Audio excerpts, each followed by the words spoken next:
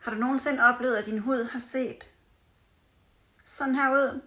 Så tænker du måske, at den er uren. Du har brug for at få den renset og bruge nogle aktive stoffer på den. Men du skal stoppe. Det er ikke det, der er galt. Det billederne viser her, er en barriere, der er svækket.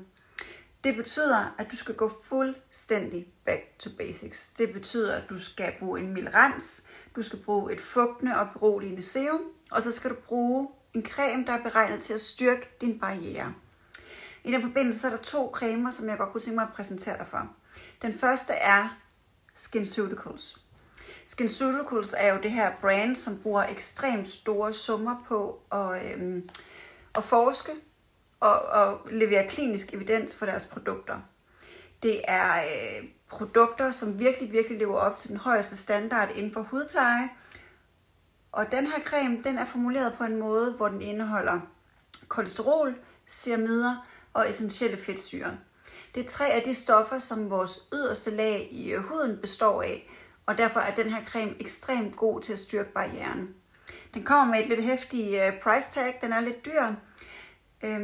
Og det er jo selvfølgelig fordi, at der er brugt så meget forskning og energi på ligesom at udvikle den her ekstremt gode creme.